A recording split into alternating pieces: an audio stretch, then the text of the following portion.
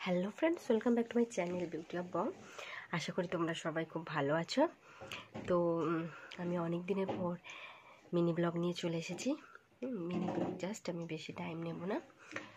তো আমি আজকে একটা ডিজিজ নিয়ে তোমাদের সাথে আলোচনা করব। তোমরা এখনও পর্যন্ত যারা যারা আমার চ্যানেলটি সাবস্ক্রাইব করোনি, অবশ্যই আমার চ্যানেলটি সাবস্ক্রাইব করে দাও। সাবস্ক্রাইব করে দেখো, তোমাদের কোনো ক্ষতি হবে না, বরং লাভ হবে। আমি যখনই ক্যামেরার সামনে ধরা দেব, কোনো কিছু নিয়েই আসবো, সে ডিজিজ রিলেটেড হোক আর মোটিভেশনাল হোক কিংবা স্টোরি রাইটিং হোক, হ্যাঁ, কোনো না কোনো কিছু রিলেটেড নিয়ে আমি আলোচনা করব, ঠিক আছে? তো চলো, আজকের আমি যে বিষয়টা নিয়ে আলোচনা করব সেটা হচ্ছে কি, তোমার ডায়রিয়া, ঠিক আছে? তো ডায়রিয়া, যেটা বাংলা নাম হচ্ছে কি উদরাময়। তো এটা কমপক্ষে, খুব কম করে দিনে 3 থেকে 4 বার পাতলা পায়খানা হবে, এবং পায়খানা বা মলত্যাগ করার ফলে মানে এটা শরীর থেকে তরল বেরিয়ে যাবে, যার ফলে আমাদের শরীরের মধ্যে পানি শূন্যতা, ঠিক আছে, জলের শূন্যতা দেখা দেবে। এবং আমি এই রোগের ট্রিটমেন্টটা কি সেটা বলবো, এবং কিভাবে এই রোগ হয়, কেন হয়, আমি সব এই ভিডিওতে আলোচনা করব।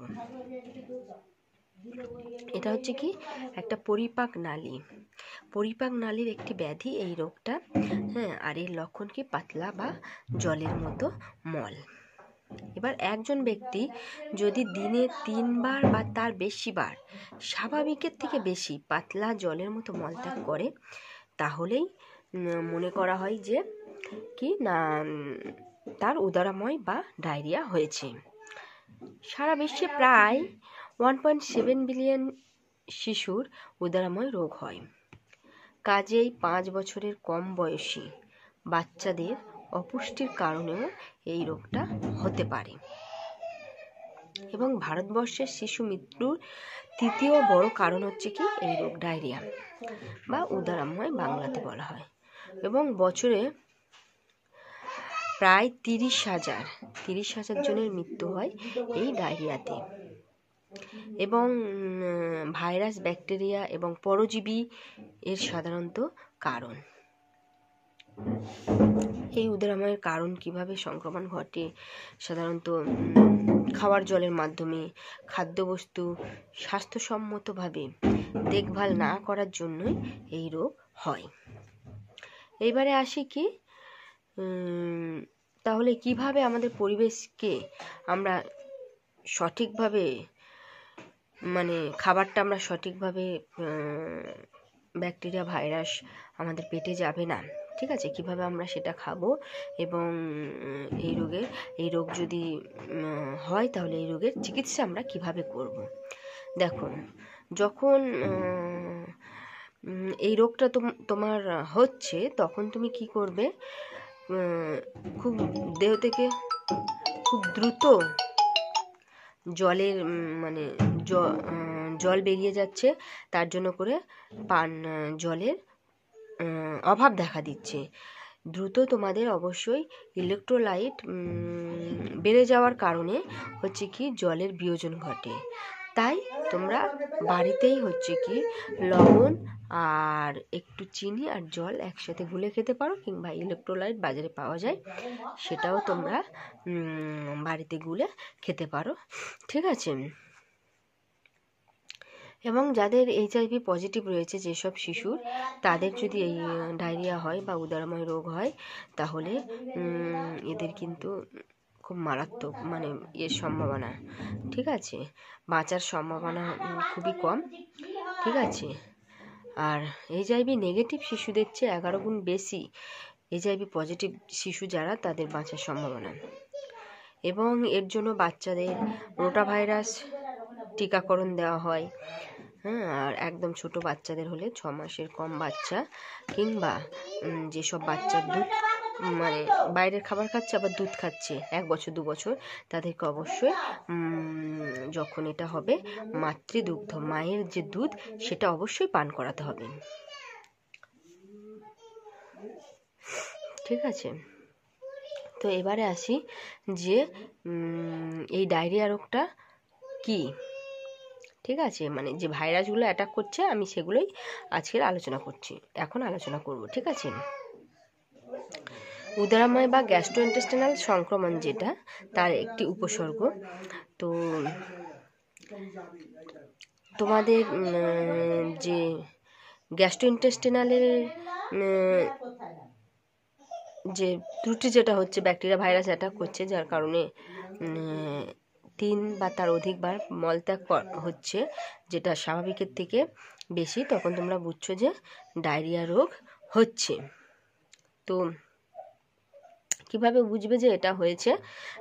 এক নম্বর পাতলা পায়খানা হচ্ছে, 2 নম্বর পেট ক্র্যাম্পিং হবে বা পেটের পেশির সংকোচন হবে, পেটে ব্যথা হবে, পেট ফুলবে, আর হচ্ছে কি তৃষ্ণা বৃদ্ধি হবে, ওজন হ্রাস পাবে, জ্বর আসবে অত্যধিক পরিমাণে যখন হবে দিনে, ঠিক আছে, জ্বর আসবে, বমি বমি ভাব হবে, হঠাৎ করে মলের বেগ আসবে। পাতলা মলের সাথে আরও গুরুতর উপসর্গ জড়িয়ে থাকবে। যদি মলের সাথে রক্তের উপস্থিতি হয়, ক্রমাগত বমি হয়, ঠিক আছে, তাহলে অবশ্যই ডাক্তারের কাছে যাওয়া দরকার।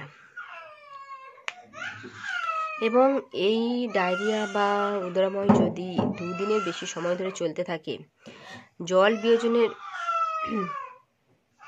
লক্ষণও দেখা দিচ্ছে, পেটে বা মলদ্বারে গুরুতর ব্যথা, মল কালো রঙের বা রক্তাক্ত, জ্বর হয়েছে, দেহের তাপমাত্রা যদি 102 ডিগ্রি ফারেনহাইটের বেশি হয়, ঠিক আছে, তা যদি 24 ঘন্টার মধ্যে, মানে ডাক্তারের কাছে অবশ্যই মানে হসপিটালাইজড হতে হবে, এবং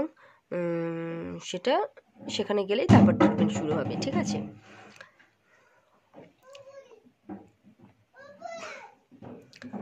তো চলো, এই ছিল আমার আজকের মানে ডায়রিয়া নিয়ে, এবং এটা কিভাবে আমার মনে হয় যে জীবন ধারণের ক্ষেত্রে কিভাবে একটু পরিবর্তন করলে এই উপসর্গগুলো থেকে একটু নিরাময় হওয়া যায় এবং ভবিষ্যতে এই সম্ভাবনা কমে যায়, সেটা একটু বলি। তো করার পর আর কি, মলত্যাগ করার পর ভালোভাবে হাতে সাবান দিয়ে হাত ধুতে হবে, ঠিক আছে, 2-3 বার হাতে সাবান দিয়ে হাত ধুতে হবে, এবং রান্না করার আগে পরে, এবং ডায়াপার বাচ্চাদের যদি বাচ্চা বাড়িতে যদি থাকে, ডায়াপার পরিবর্তনের পরে ভালোভাবে সাবান দিয়ে হাত ধুতে হবে। শুধুমাত্র ফোটানো বা বোতলজাত পরিশুদ্ধ জল পান করতে হবে, হ্যাঁ, এবং শিশু বা বাচ্চাদের হলে বাচ্চাদের ক্ষেত্রে বাচ্চাদের উপযুক্ত যে খাবার সেগুলো দেওয়া দরকার। বড়দের খাবার বাচ্চাদের দেওয়া যাবে না। 6 মাস পর্যন্ত শুধু যেসব শিশুরা 6 মাসের কম আছে তারা শুধু বুকের দুধ পান করাটাই বেশি শ্রেয়, ঠিক আছে, এবং এড়িয়ে চলতে হবে নলের জল পান করা, ঠিক আছে, পানীয় রস, বরফ তৈরি, এগুলো আর কি, বাইরের যেগুলো ফ্রুট জুস, বরফ তৈরি, এগুলো মানে পান করা যাবে না।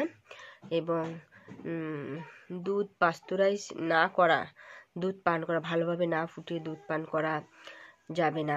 রাস্তার পাশে কোনো খাবার খাওয়া যাবে না। কাঁচা বা রান্না না করা খাবার খাওয়া যাবে না। মাংস কম সিদ্ধ, আনপাস্তুরাইজড চিকেন খাওয়া যাবে না। মশলাযুক্ত খাবার, তেল মশলাযুক্ত খাবার চলবে না। এবং দিনে অন্তত 2 থেকে 3টে ফল খেতে হবে, ঠিক আছে। তো ক্যাফিনযুক্ত পানীয় পান করা, সেটা বাড়িতে বানিয়ে, ঠিক আছে, এবং ডায়েটে কোলা জাতীয় এগুলো মানে এগুলো খাবে। তো ব্যাস, এবং এটা হলে তো আমি বলেছি ওআরএস, ওরাল রিহাইড্রেশন সলিউশন, এটা তোমার খেতে হবে, ইলেকট্রোলাইটস আর কি যেটা, আর এবং দেহের যে তরল পদার্থ যেটা নির্গত হয়ে যায় উদরাময়ের কারণে বা ডায়রিয়ার কারণে, সেটাকে রিপ্লেনিশ করবে, ঠিক আছে, তা পূরণ করবে। তো যে কারণেই এর সর্বোত্তম চিকিৎসা এটাই, বাড়িতে চিকিৎসাটা করবে। এবং আমার মনে হয় একটু কি বলবো, যাতে পায়খানাটা মলটা শক্ত হবে, তার জন্য কাঁচকলা খেতে পারো। কাঁচকলা সিদ্ধ ভাত, একদম গলা ভাত খাবে, আর ওআরএসটা খাবে, ঠিক আছে? তো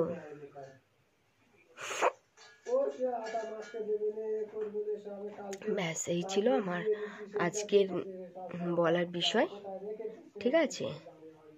তো ঠিক আছে, চলো, কেমন লাগলো অবশ্যই আমাকে কমেন্ট করে জানাও। মনে হয়, আশা করি আমার ভিডিওটা খুবই তোমাদের হেল্পফুল এবং খুবই ভালো লেগেছে।